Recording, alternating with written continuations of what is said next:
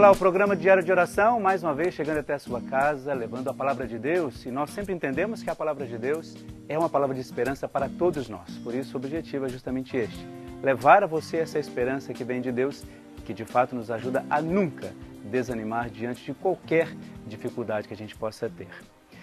E hoje, de maneira muito especial, a nossa reflexão vai diretamente, como nós estamos falando de Jesus na casa das pessoas, para uma pessoa que antes do chamado de Jesus, ela tinha uma certa dificuldade em compreender a graça de Deus.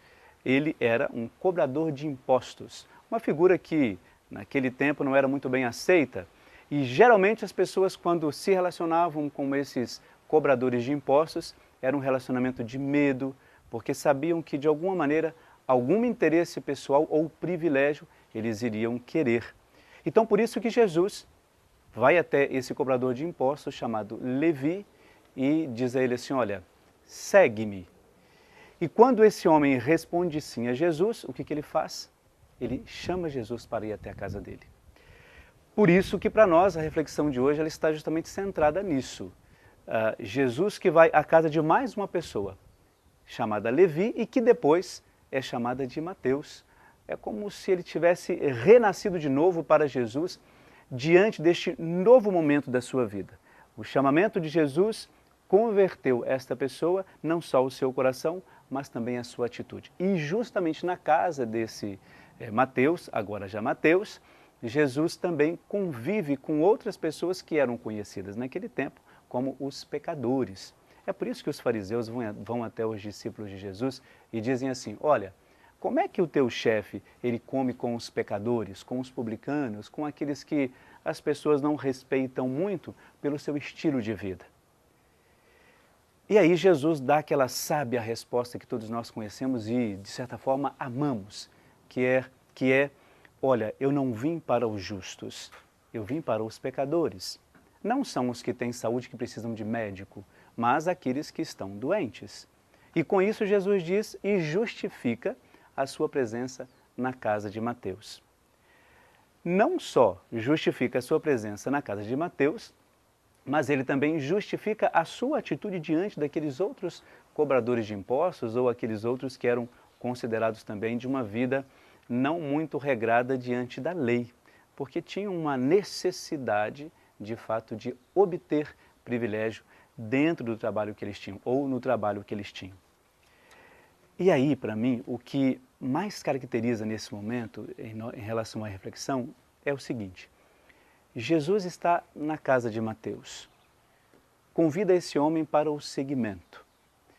E a atitude desse homem, que agora depois passa a ser apóstolo de Jesus, era justamente isso: olha, aquilo que eu fiz, eu preciso, de certa maneira, retomar essa reflexão, mas com um outro viés, com um outro lado, por um outro lado. É por isso que, na maioria das citações do evangelista Mateus, quando ele fala de bens, ele diz assim: olha, tomem cuidado com o acúmulo de coisas.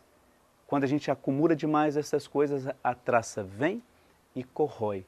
Justamente para lembrar que a sua vida anterior não era uma vida que se devia, de certa forma, levar muito a sério. E com isso, traz para mim e para você essa reflexão: será que nós não estamos vivendo esse processo também de acúmulo, não acúmulo de coisas especificamente, mas também acúmulo de sentimentos que às vezes podem corroer, corromper até mesmo o nosso coração? Quando a gente reflete Mateus, a gente reflete justamente isso. Alguém que tinha consciência do seu papel depois da sua conversão, depois do chamado de Jesus, tinha consciência de que ele precisava fazer alguma coisa além daquilo que ele fazia.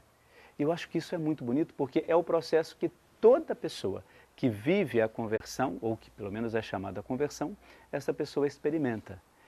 Se eu, por exemplo, assumo um processo de conversão na minha vida diante de alguma coisa que eu preciso mudar, então eu preciso automaticamente, melhor dizendo, eu vou agir a partir daquilo que eu entendo que Jesus gostaria que eu fizesse.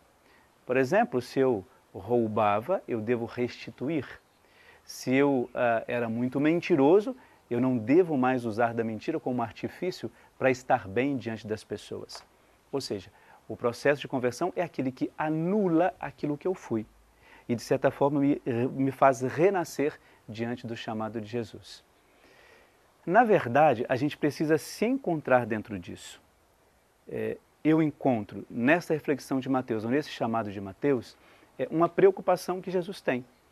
Quando ele chama alguém, ele não chama apenas para que aquela pessoa converta, mas é porque aquela pessoa deve chamar a outras pessoas à conversão. Então, se eu me sinto chamado, eu sou chamado a fazer esse processo diante das outras pessoas. A minha conversão é importante? É óbvio que é, e de todas as maneiras é muito importante. Porém, a minha conversão ela precisa encontrar frutos diante e nas outras pessoas. Foi isso que aconteceu com Mateus. De uma vida difícil e complicada, ele passou a anunciar a palavra de Deus através do seu evangelho. E é por isso que a gente tem que pedir a Deus que nos ajude a viver cada vez mais essa palavra que a gente sempre ouve todos os dias aqui no programa Diário de Oração. Você fica então com mais uma bênção, uma oração toda especial para você e para toda a sua família.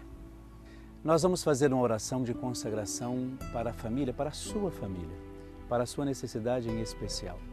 A gente sabe que todos nós, ou melhor, todas as famílias, elas precisam cada vez mais de um momento de espiritualidade, de um encontro, eu diria, definitivo com Deus. Encontros de paz, encontros em que a espiritualidade de fato possa aflorar no seu coração e que esse momento de fato seja um momento com Deus. Por isso que no programa Diário de Oração a gente apresenta esse momento em que a família recebe essa bênção toda especial, recebe esta consagração toda especial. E é isso que a gente gostaria de fazer, porque assim a gente sabe que neste dia, ou neste momento em que você participa e recebe esta bênção, a sua família certamente será edificada, consagrada, fortalecida e viverá plenamente todo o mistério de Deus ao longo do dia, ao longo da semana, aquilo que mais foi importante para você. Por isso que esta consagração e esta oração de bênção que nós vamos fazer, de fato, recaia sobre você, sobre a sua família e sobre todos os seus. Nós vos bendizemos, Senhor, que na vossa infinita misericórdia quisestes que o vosso Filho feito homem fizesse parte de uma família humana, crescendo no ambiente da intimidade doméstica e conhecendo as suas preocupações e alegrias. Humildemente vos pedimos, Senhor, guardai e protegei a minha família, para que, fortalecida pela vossa graça, goze de prosperidade, viva na concórdia e, como igreja doméstica, seja no mundo testemunha da vossa glória. Por nosso Senhor Jesus Cristo, vosso Filho, que é Deus convosco, na unidade do Espírito Santo. Fique com a bênção de Deus para você e para todos os seus. O Deus que é Pai, Filho e Espírito Santo. Amém.